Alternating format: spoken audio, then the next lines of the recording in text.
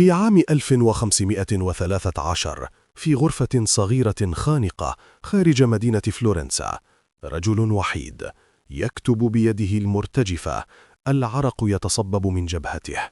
لم يكن هذا مجرد كتاب، كان هذا اعترافا، خطة، أو ربما تحفة الشيطان. اسمه نيكولو ميكيافيلي، والعمل الذي أنجزه في تلك الغرفة المظلمة سيهز عروش الملوك لقرون قادمة.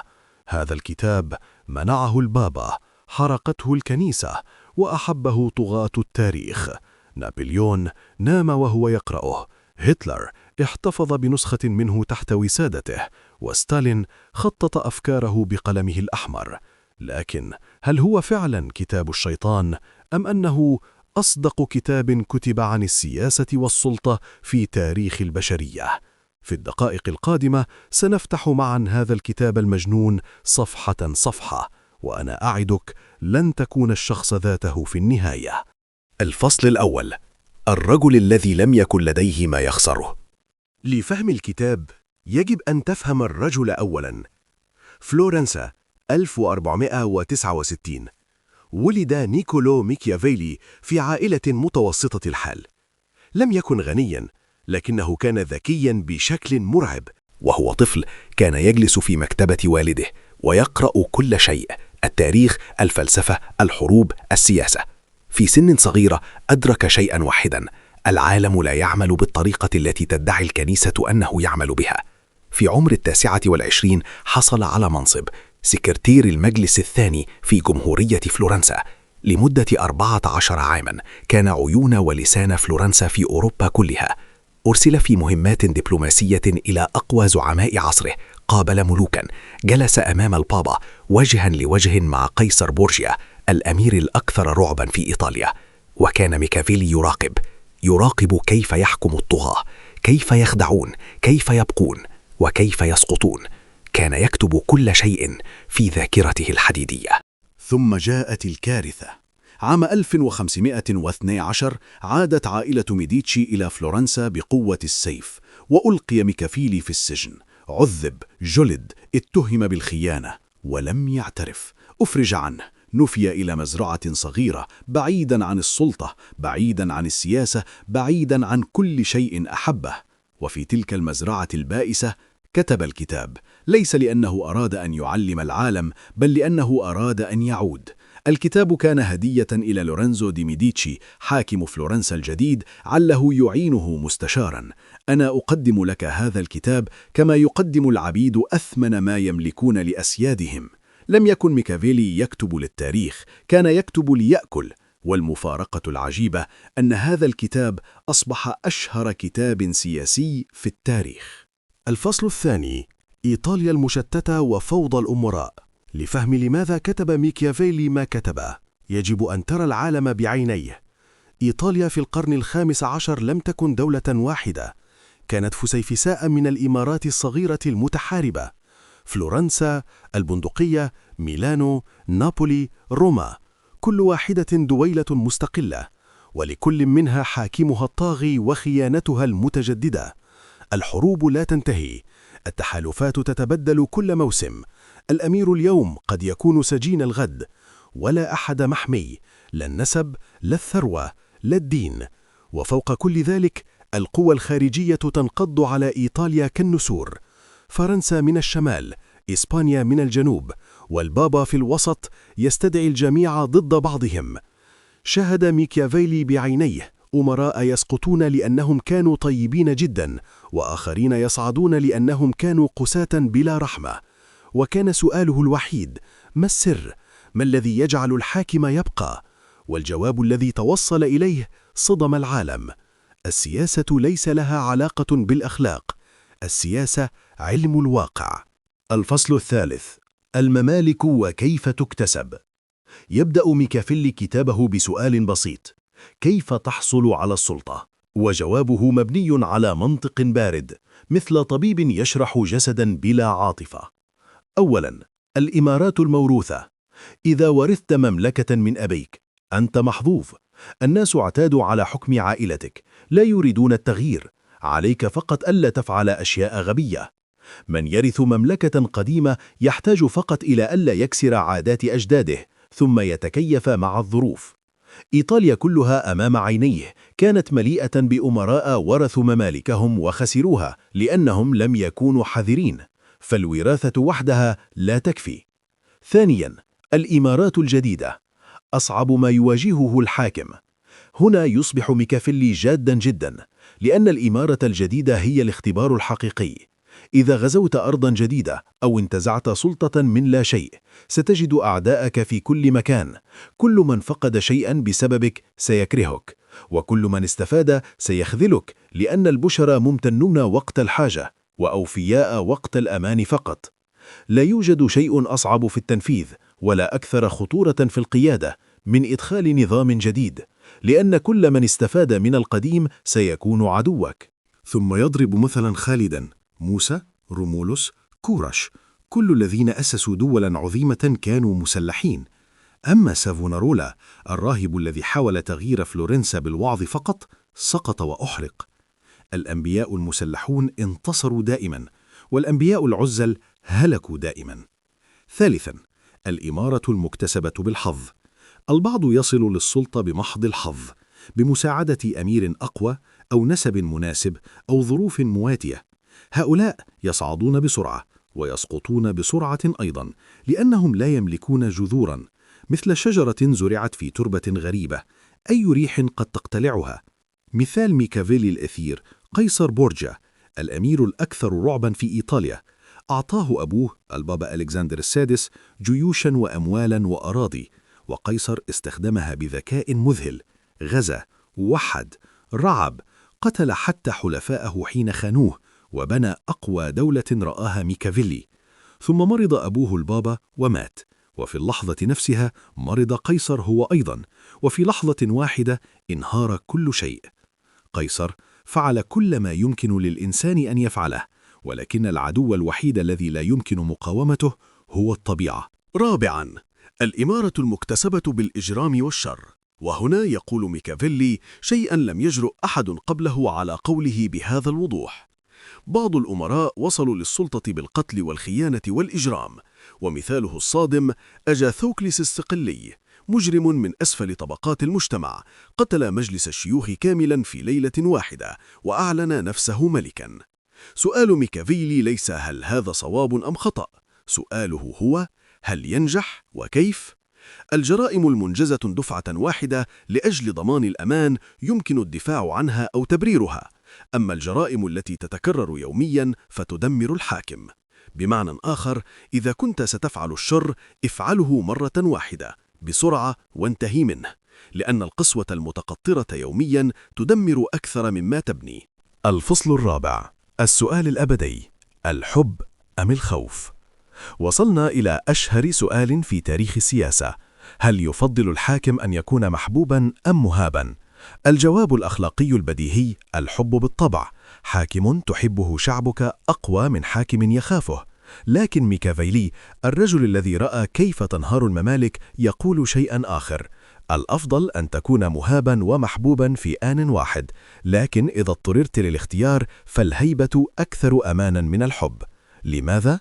لأن ميكافيلي يؤمن بنظرة سوداء جدا للطبيعة البشرية. البشر كما يراهم كفارون الجميل، متقلبو الولاء، جشعون، جبناء، ويفعلون ما يناسبهم وقت الأزمات. الإنسان يحبك لأنه يحتاجك، وحين لا يحتاجك ينسى، لكن الخوف يبقى لأن الألم لا ينسى. أمراء محبوبون كثيرون في التاريخ خسروا ممالكهم لأن شعوبهم تخلت عنهم وقت المحنة، لأن الحب مشاعر، والمشاعر تتغير، لكن الخوف من العقوبة ثابت. لكن ميكافيلي يحذر تحذيرا صارما: الهيبة شيء والكراهية شيء آخر تماما. يجب أن يتجنب الأمير أن يكره فوق كل شيء. إذا خاف الناس منك لكنهم لا يكرهونك قد تنجو، أما إذا كرهوك فالثورة قادمة لا محالة. والفرق: الهيبة تأتي من قوتك وعدلك وحزمك، الكراهية تأتي من مصادرة الأموال والاعتداء على الأعراض والإهانة الشخصية. وهنا يقول ماكيافيلي قاعدة ذهبية: يمكنك قتل الرجل، لكن لا تأخذ ماله ولا تهن أسرته، لأن الجراح تنسى، لكن الإذلال يورث الثأر لأجيال. الفصل الخامس: الأسد والثعلب. ميكافيلي يقول إن الحاكم يجب أن يتقن طبيعتين: طبيعة الحيوان وطبيعة الإنسان. من طبيعة الحيوان يجب أن يكون أسداً وثعلباً في آن واحد. الأسد لا يستطيع الدفاع عن نفسه من الشراك، والثعلب لا يستطيع الدفاع عن نفسه من الذئاب، لذا يجب أن تكون ثعلباً لتتجنب الشراك وأسداً لترعب الذئاب. الأسد يعني القوة الصريحة، القدرة العسكرية، الحسم في اللحظات الحرجة. الثعلب يعني الذكاء، المراوغة، كسر الرعود حين تصبح ضدك. وهنا يقول شيئا أشعل غضب رجال الدين لقرون: الحاكم الذكي لا يحفظ وعوده حين يكون الوفاء ضد مصلحته، وحين اختفت الأسباب التي جعلته يعد. بمعنى يمكنك نقض المعاهدات، يمكنك خيانة التحالفات إذا كانت مصلحة دولتك تقتضي ذلك، شريطة ألا تبدو خائنا.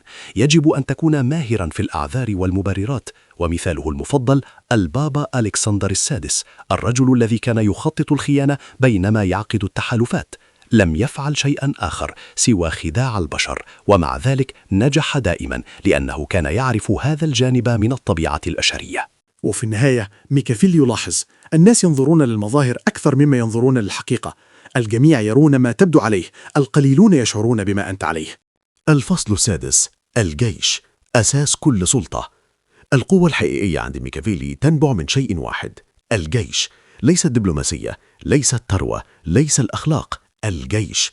القوانين الجيدة تأتي من السلاح الجيد، وحيث يوجد السلاح الجيد يجب أن تكون القوانين جيدة. وهنا يحذر من 3 أنواع من الجيوش الخطيرة. الأول جيوش المرتزقة، هؤلاء يقاتلون بالمال، حين ينتهي المال أو يزيد خطر الموت يفرون. المرتزقة بلا وحدة ولا محبة حقيقية، بلا ثقة ولا ولاء، إلا للمال الذي لا يكفي ليجعلهم يضحون بأرواحهم. الثاني جيوش الحلفاء، إذا انتصرت بجيش حليف أنت راهنة له، وإذا خسرت سيتركك. الثالث وهو الأفضل جيشك الخاص، جنود من شعبك يقاتلون لأن هذه أرضهم وهذا أميرهم. روماني القدماء بنوا إمبراطوريتهم على هذا، وهذا ما أراده ميكافيلي لإيطاليا المجزأة. الفصل السابع: الحظ والفضيلة، المعركة الأبدية. وصلنا إلى أعمق فلسفة في كتاب الأمير.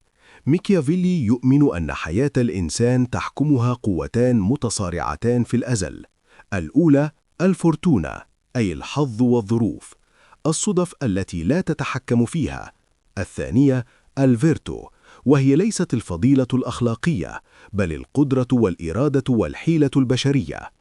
أشبه الحظ بنهر جارف يفيض بالفيضانات والكوارث، ويجرف كل شيء. ومع ذلك حين يكون الهدوء سائدا يستطيع البشر اتخاذ الاحتياطات اللازمة. الحظ كنهر جارف لا تستطيع إيقافه، لكنك يمكنك بناء السدود والقنوات قبل أن يفيض. ويقدر ميكافيلي أن الحظ يتحكم في نصف أفعالنا، والنصف الآخر بأيدينا، لكنه يلاحظ شيئا مثيرا للجدل: الحظ يفضل الجريء على المتردد. الحظ أنثى، وإذا أردت إخضاعها يجب أن تضربها وتدفعها، وهي بالتجربة تستسلم أكثر لمن يتصرف بجرأة من المتحفظين. هذا ليس حرفيا، هذا مجاز. معناه الحظ يكافئ من يجرؤ على التصرف، لا من ينتظر اللحظة المثالية. المترددون يفقدون الفرص، الجريئون يصنعونها. الفصل الثامن: المستشارون والمطبلون. كتاب الأمير لا يتحدث فقط عن كيف تصعد، بل أيضا كيف تبقى. وأحد أخطر التهديدات للأمير ليس العدو الخارجي، بل المستشار السيء. أول علامة على ذكاء الأمير هي نوع الرجال الذين يحيط نفسه بهم. ميكافيلي يقول إن المستشار الجيد يخبرك الحقيقة المرة دائما، لا ما تريد سماعه. والأمير الذكي يجب أن يجعل مستشاريه لا يخافون منه حين يقولون الحقيقة. البلاط مليء بالمطبلين، لأن البشر بطبعهم منبهرون بأنفسهم لدرجة أنهم يصعب عليهم الدفاع عن أنفسهم من هذا الوباء. المطبل يقول لك ما تريد سماعه، يبدو أنه يحبك، لكنه في الحقيقة يضرك، لأنه يجعلك تتخذ قرارات بناء على صورة خاطئة عن الواقع. الحل: اسمح لمجموعة محددة من الموثوقين بمعرفتهم أن يقولوا لك الحقيقة دائما، ثم استمع جيدا وقرر أنت. الفصل 9: الصرخة الأخيرة. أنقذوا إيطاليا. ينتهي الكتاب بشيء لم يتوقعه أحد من رجل يوصف بالبرود والحسابية. ينتهي بصرخة عاطفية خالصة. ميكافيلي يتوسل لورينزو دي ميديتشي: أنقذ إيطاليا. إيطاليا في أدنى درك لها، مقسمة، محتلة، يتناتشها الفرنسيون والإسبان، وهي تنتظر بطلها المخلص. إيطاليا هيأت نفسها لمتابعة القائد الذي يأتي، وهي تصلي الله أن يرسل من ينقذها من هذا الظلم البربري. ميكافيلي يحلم، لكنه يعرف أن الحلم وحده لا يكفي. لم يعينه ميديتشي مستشاراً، لم يقرأ ربما حتى كتابه بعناية. ومات ميكافيلي عام 1527 وحيداً، منسياً، حزيناً على إيطاليا التي أحبها. الفصل 10: الإرث. هل كان ميكيافيلي شيطاناً؟ بعد وفاته بسنوات قليلة أصبح اسم ميكيافيلي مرادفاً للخبث. في الإنجليزية كلمة ماكيافيليان تعني الشخص الماكر المنافق المستعد للشر من أجل مصلحته. لكن هل هذا عادل؟ ميكيافيلي لم يقل كن شريراً، قال ها هو الواقع، هذا كيف تعمل السلطة فعلاً. الأطباء يصفون الأمراض دون أن يكونوا مرضى، وميكيافيلي وصف مرض السياسة بدقة جراح لا بعاطفة واعظ. الرجل الذي يريد أن يكون خيراً في كل الأحوال لابد أن يدمر وسط الكثيرين غير الخيرين. هذه ليست دعوة للشر، هذه ملاحظة للواقع. ويضيف: الأمير يمكنه أن يكون خيراً وأن يستخدم القسوة حين تستلزمها الحاجة، لكنه لا يستطيع أن يكون خيراً ساذجاً ويبقى على كرسيه. من يقرأ الأمير بعين ناقدة يجد فيه دراسة للطبيعة البشرية بلا أوهام، نظاماً لفهم السلطة وتشريح آلياتها، وتحذيراً للحالمين الساذجين الذين يظنون أن الخير وحده يكفي. في النهاية، في عام 1527 عام وفاة ميكيافيلي، كان الكتاب ممنوعاً، مخفياً، يتداول سراً. بعد 5 قرون أصبح الكتاب هو الأكثر دراسة في برامج السياسة وإدارة الأعمال والقيادة حول العالم، ليس لأن محتواه صحيح بالكامل، وليس لأنه يجب أن تطبقه حرفياً، بل لأنه يجبرك على مواجهة سؤال لا مفر منه: هل تريد فهم العالم كما هو، أم كما تتمنى أن يكون؟ ميكافيلي اختار الفهم ودفع ثمناً باهظاً. والسؤال الآن لك أنت: ماذا ستختار؟ إذا أعجبك هذا الفيديو لا تنسى الإعجاب والاشتراك في القناة، وأخبرني في التعليقات أي فكرة في الكتاب أثرت فيك أكثر.